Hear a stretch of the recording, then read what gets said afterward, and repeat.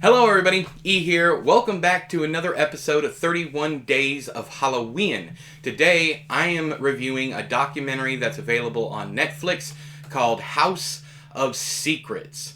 This is a story about a Delhi family in India, not a deli like a sub shop or anything like that, but in India, in a town called Burari. I don't want to get into too many spoilers here, but I might have to because what I enjoyed so much about it is pretty much all spoilers. The documentary is fascinating. I highly recommend it. So if you're here for the TLDW, Too Long Didn't Watch, I'm giving it 5 stars. It's an amazing documentary. It's unsettling. It's intriguing, and like I said, it's fascinating. It is a story of this one family. There's 11 members of the family living in one house, all the way up from the 80-year-old grandmother, all the way down to a 12-year-old boy. There are 2 teenagers, one's 12, one's 14. I believe I'm getting that right. The show starts out with a content warning for suicide. So that's a big one here. It's all about the suicide of these 11 people. So if you're bothered by that, you can go ahead and click away. So these 11 people are found hanging from this grid-like pattern hanging from their ceiling.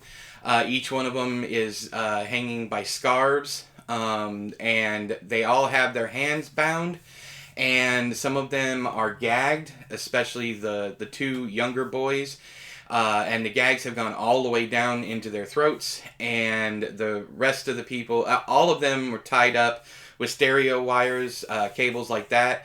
Let's see here. Other things need to know. The 80-year-old grandmother is the only one that wasn't hung from the ceiling because they couldn't get her up there. So what they did, and this is pretty horrifying, there was a wardrobe closet between the bed and the wall.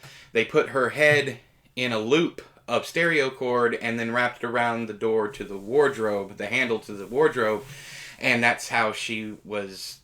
I guess you'd say it was murdered, but it is assumed that she was part of it, that everybody was a part of it.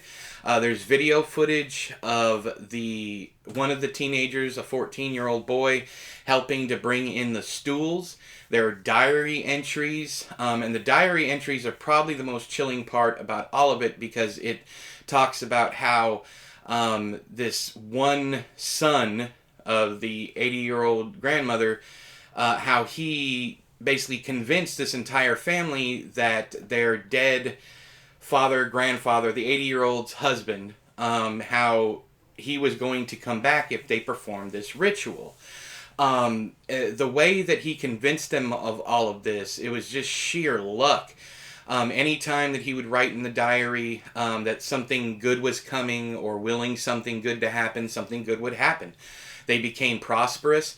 They got jobs that they had wanted. One of the women, one of the daughters, got a job as a senior marketing specialist for a social media company. All these boons to the family popped up, and they went along with it. One of the things, and this is spoiler territory, so if you don't want to hear any more spoilers, probably click away now. But since it really happened, you can go look all this stuff up. You don't have to watch the documentary. It's not common knowledge. I had no idea this had happened. Of course, we here in America tend to be blind or don't to other cultures in the world over. But also, I still figured it would have been bigger news than it was, but I'd never heard of it. So every single one of the people are tied with their hands behind their back, the grandmother included. But also, there's no sign of struggle. There was no fighting, nothing like that. Except for the husband and wife.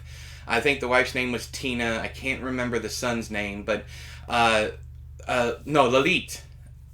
Lilat. Lilat. If I'm getting the pronunciation wrong, I apologize. They said it multiple times, but my brain just sucks with things like that. But it's Lilat is how you spell it. Lilat, I believe. Anywho, but him and his wife are the ones who tied everybody up, and they know this because only she and him had their hands tied in front. There was one person, I can't remember which one of them, that had gotten their hand untied, and I believe the hand was up here by the neck. Is it, at the final moments they understood, this is for real. They were going to die.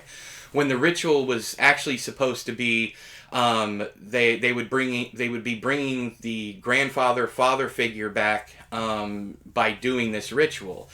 One of the creepiest things in the diary entry is a line that goes pretty much. I guess I am paraphrasing, but "Daddy is coming," and that, just given the context of what else comes before that and everything you learn after that, it terrified me. It was such a creepy line, and of course, I'm not a religious person, but I still can't fathom how you can convince 11 people to kill themselves. Well, they weren't supposed to die, so I guess that was a plus or something. I don't know, but for them to believe that they would not die by hanging themselves, it blows my mind. All the revelations were shocking. I will say that the second half of the final episode just kind of kept going over the same things, just from different perspectives, but nothing was really different. I enjoyed everything about this. I would say probably use subtitles instead of the dubbing, because the dubbing was pretty awful in places. Some people, I almost said characters, these are real people. Some people sounded like they were joking if you use the English dub, and they shouldn't have been joking. There's some overacting going on, all to match, of course, the lip movement. You have that problem with anything that's dubbed, usually. But I highly recommend the subtitles. I don't know if it's accurate because I do not speak the language. But a lot of the interviews are in English, but the accents are so heavy that I guess they decided it was a better idea to do the subtitles or to dub them as well. I think there's only 2 or 3 people who actually used their own voice. But that's my thoughts on the House of Secrets. I would love to talk to anyone who's watched this or anyone who knows the story down there in the doobly-doo. So let me know whether you loved it, the documentary, not the real case. Let me know if you loved it, hated it, felt meh about it. But tell me why you felt those things so that we can have a discussion. But until next time, I have been E, you have been you. This has been another episode of 31 Days of Halloween. I'll talk to you guys later. Bye-bye!